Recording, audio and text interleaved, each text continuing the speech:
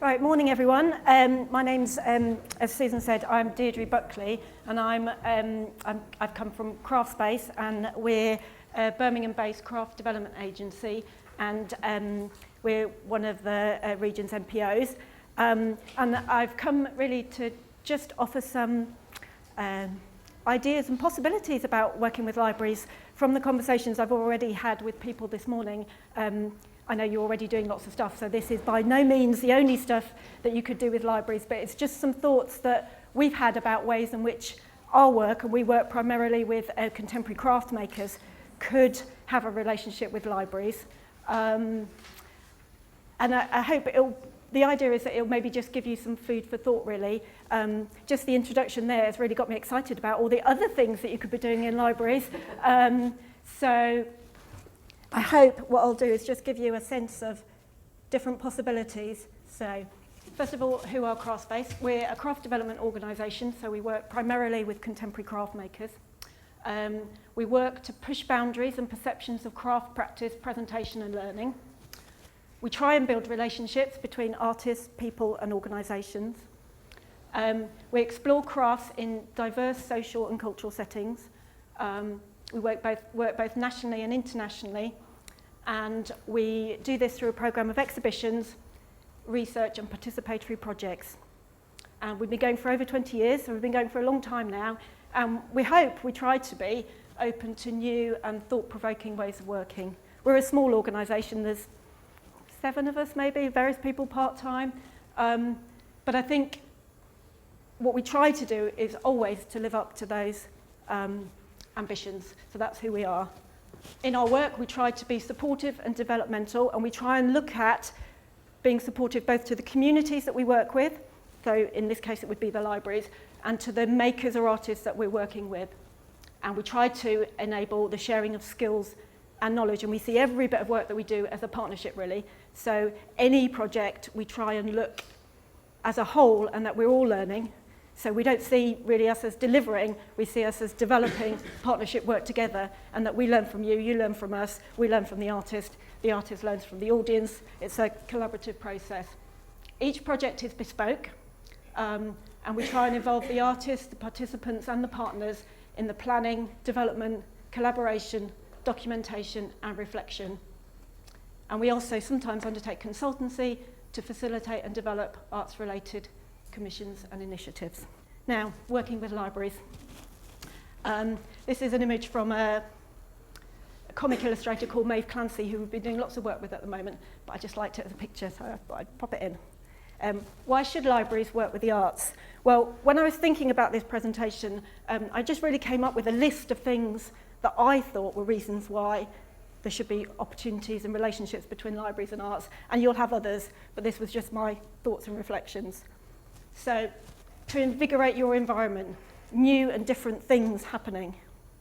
And I picked really this artist, Harriet Riddle, who's a machine embroiderist. She's a recent graduate, she graduated last year, and we met her at New Designers, and she machine embroiders the scene that she sees. So for us, she embroidered the park, and this is Pigeon Park in the centre of Birmingham, as part of an arts festival we had, and she embroidered everybody that she saw, and it became a day in the life of Pigeon Park. And I thought, what a fantastic way to invigorate your library space as a physical record of people and things happening and gradually unfolding. So she just watched and evaluated and recorded and came up with these beautiful illustrations, really, machine embroidered illustrations. So I thought that's one way that you can invigorate your space, just by having somebody there watching and responding. The conversation that you have between the artist and people saying, well, what are you doing? And then the finished product, I thought was an interesting thing. This is another example. This is Maeve Clancy, who's a paper cut artist, and we did a very simple drop-in event for the BBC Stargazing. When they were doing their stargazing programme, they had a drop-in event at Edgbaston at the university, and we worked with Maeve Clancy to create starscapes using paper cut. Again, responding to a theme, if there's something happening, if there's a national day, an event, you can use an artist to invigorate or give a kind of another dimension to that day or event. It's an opportunity to expand your audience, to bring new people into the library.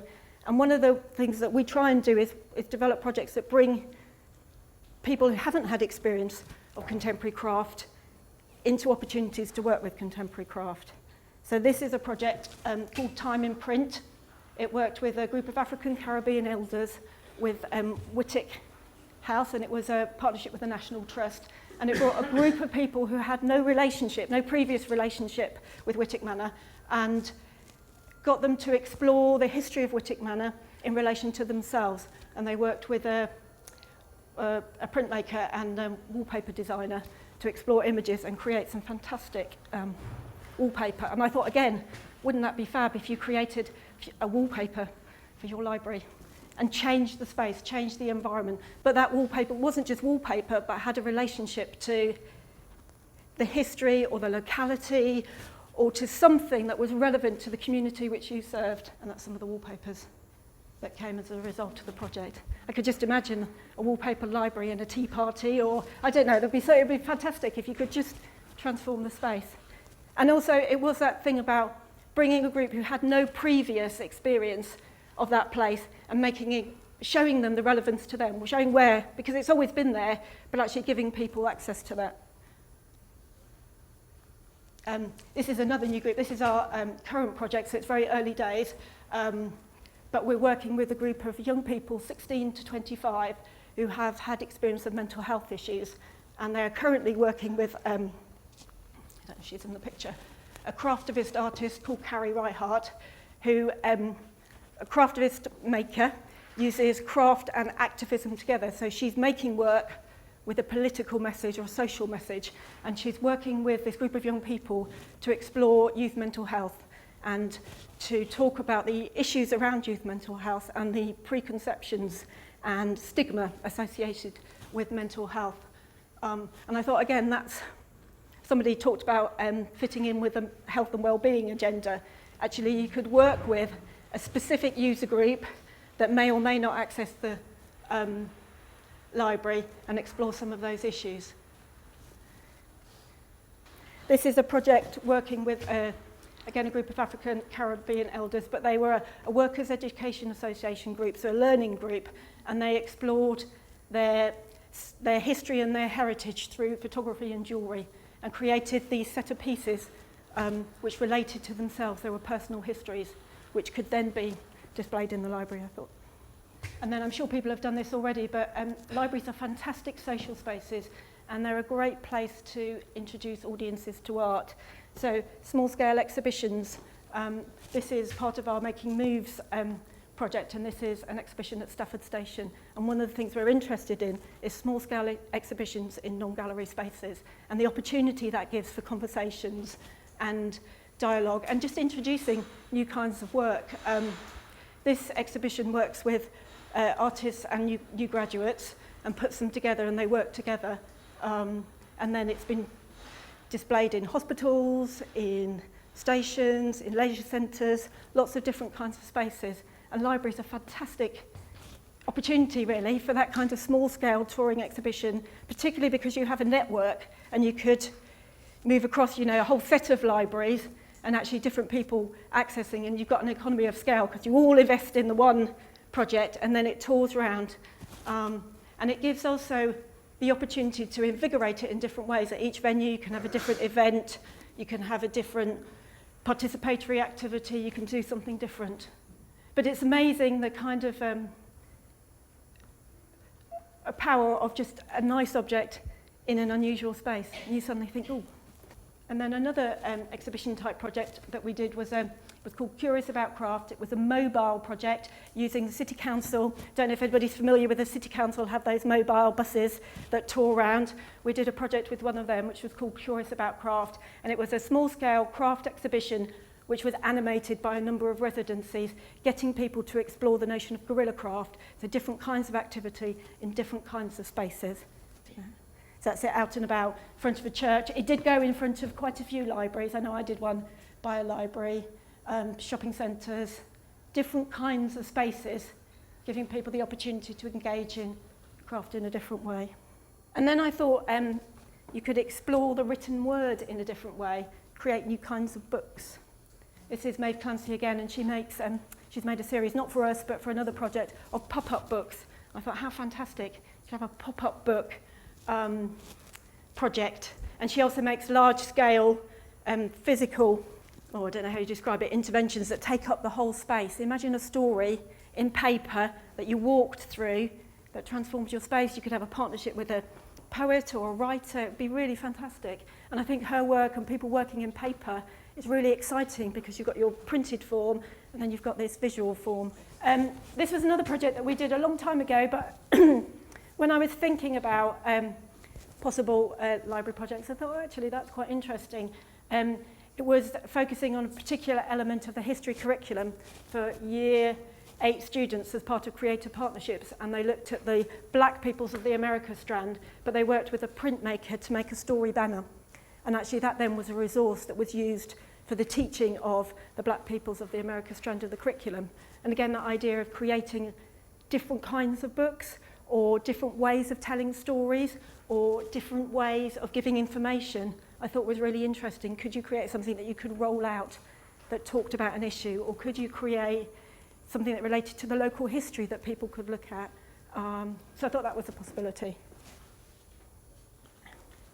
And then again, back to our current project, the outcome, or one of the outcomes of our youth mental health project is going to be a comic that talks about mental health issues, drawn by Maeve and by the young people that we'd like to see distributed.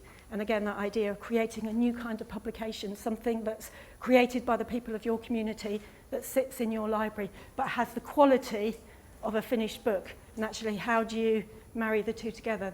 The idea of a kind of a really beautiful printed comic that has a message which relates to one of the themes, health and well-being, or access to learning, or something that's important to you in your library, and then you've got a physical book that you can give out to people, or you can loan out to people, or I don't know. I thought that's really exciting, I think. And I'm looking forward to seeing physical comic and being able to... And then somebody talked about that already. It's a way of interpreting your collections. This was a project that happened in Dublin. Again, a paper cut artist exploring the history of an empty building. It was so looking at their archives. I thought you could do fantastic things with the archives that are held in libraries, working in lots of different craft forms.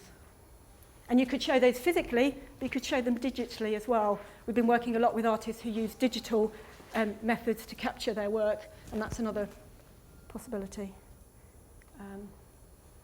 It's an accessible form of consultation. This is a project we did for Time to Change, which is again about mental health and changing perceptions. And we were evaluating their day, and we got people to tell us, how do you feel today? And then they machine embroidered what they were feeling onto a banner, which then became an archive of the day. And I thought, as a good way of capturing people's comments rather than written form, can you do it using a creative process?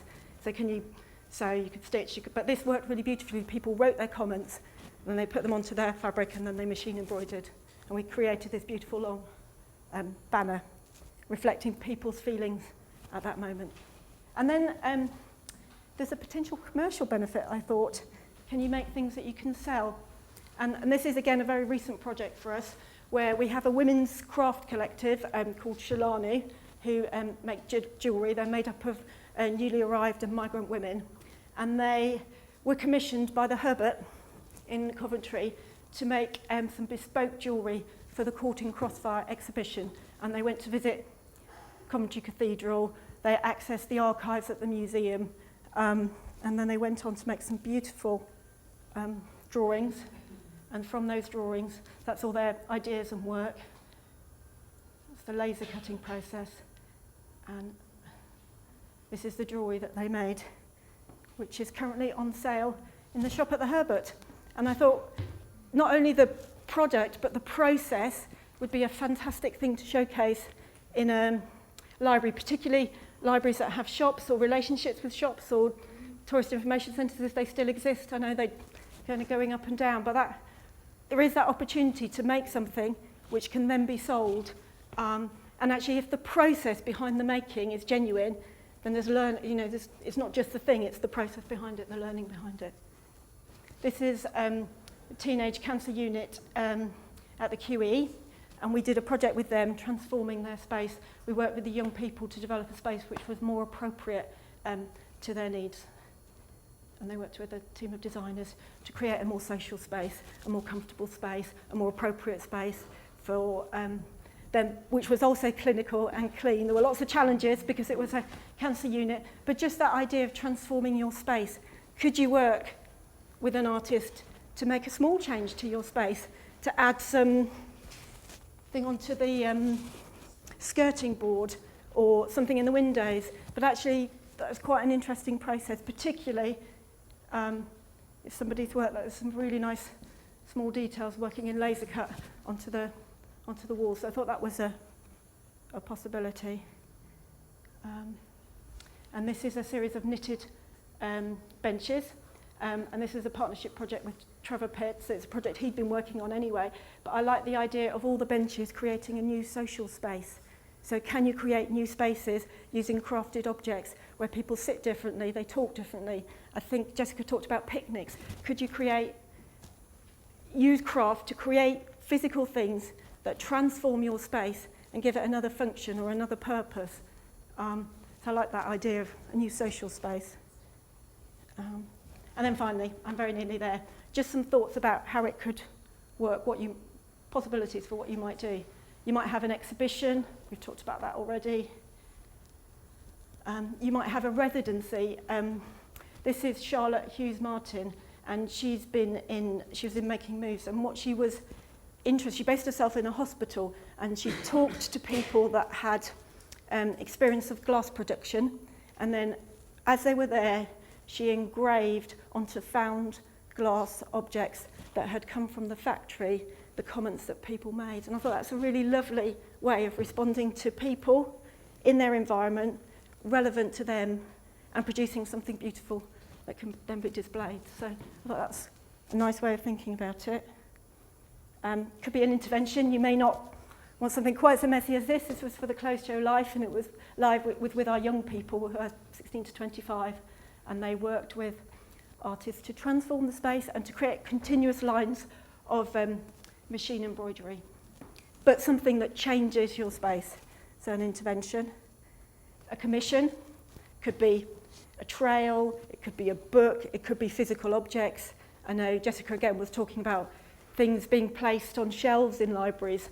We did a project where we helped people to commission their own object. Could you work with library staff? Commission an object, place them around the library, use the spaces in different ways. And it could be a simple participatory activity.